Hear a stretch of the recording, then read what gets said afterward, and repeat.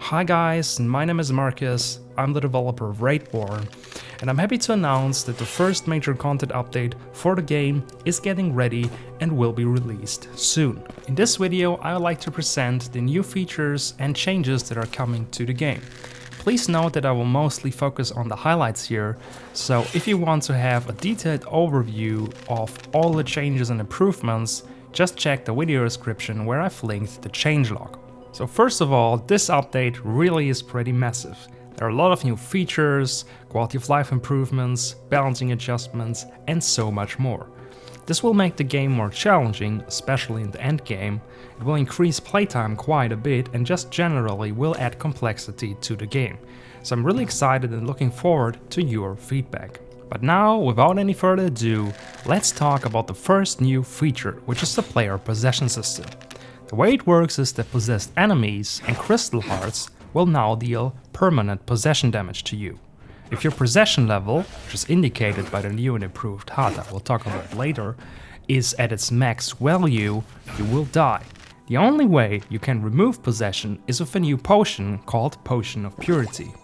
What this changes is, first of all, of course, crystal dungeons now get more challenging, and second of all, you need to do more preparation for crystal dungeons by acquiring enough potions of purity, which are pretty rare. The next new feature and also the biggest change of this update is fixing something you guys have rightfully criticized, and that is that the different enemy races, skeletons, hungers, zombies, goblins, boggarts and orcs are feeling too similar. And for that reason, I've introduced a new enemy trait system that will give a unique ability to each of the 6 enemy races. The first one is the Death's Grasp trait for the skeletons. And this is connected with the possession system I've explained earlier, because skeletons will now deal more damage the higher your possession value is. This will get especially interesting if you're trying to clear a crystal dungeon that is infested by skeletons. The next new trait is the Thievery trait for the Goblins, which now have a small chance to steal consumables from your inventory. But don't worry, you can get it back if you kill them and loot their corpses. However, if you die and they stole something from you, then your items will be lost. However, as I've just mentioned, they will only steal consumables and no actually important items like your equipment. The next trait is the infection trait of the Hungers, because they will now deal disease damage that will reduce your maximum stamina. This can only be removed with a new cure potion. Next is the poison trait from the Boggarts, which will now deal poison damage, and as you would expect, it will deal damage over time. The damage will be quite large, however it will take quite a long time that it takes effect. This can also be cured with a new antidote item.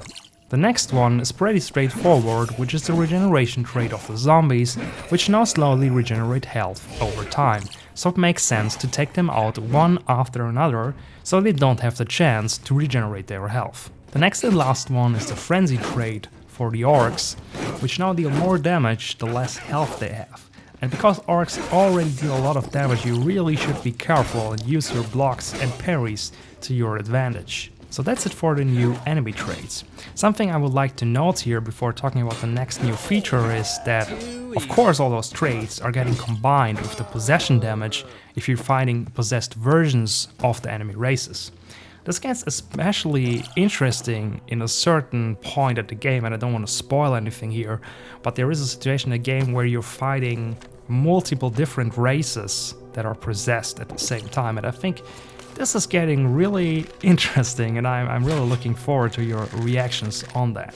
The next feature is the new armor system I added, which requires you to pierce through the armor of some enemies first before you can actually hurt them. This not only looks cool and makes combat feel more satisfying, it also changes something gameplay-wise. Because blunt weapons are more effective against armor than sharp weapons or ranged attacks, so you are required to select your equipment more carefully. The next new feature, and the one you will probably notice the least but was the most time consuming, is the new item spawning algorithm I recreated from scratch. This is affecting merchant inventories, loot, quest rewards and more. The reason this was important nevertheless is to have a more solid foundation for future developments. This also made it relatively easy for me to introduce another new feature that has been requested quite a lot, which are equipment spawns, because there now is a chance for equipment to spawn in puzzle and boss chests. And because crystal dungeons, as I've mentioned earlier, are getting more difficult now with the new possession system, you also get more reward, because if you destroy crystal hearts, they can now be looted and have a guaranteed equipment spawn. The next change is the improved level generator algorithm, because level generator rooms can now select a random entrance, effectively improving dungeon variety. And because there are a lot of new systems, you have poison damage, you have disease, you have possession damage and whatnot, there is also a new and improved HUD to display all those new features and effects. The next change is that I reduced the experience penalty when you die, but also added a gold penalty of 20%. This is also reflected by the new death screen that is now showing your lost experience points and gold when you die. Another quality of life improvement I added is the ability to read previous tutorial messages. I tried to do so in an immersive way by adding note items to your inventory after a tutorial message popped up. So there is a new category in your inventory now with note items you can click to read previous tutorial messages.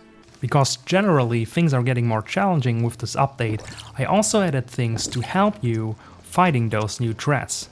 One of those things are the new buff potions that I added, which allow you to boost your damage, protection and experience gain. I also added a new respec potion that has been requested quite a lot.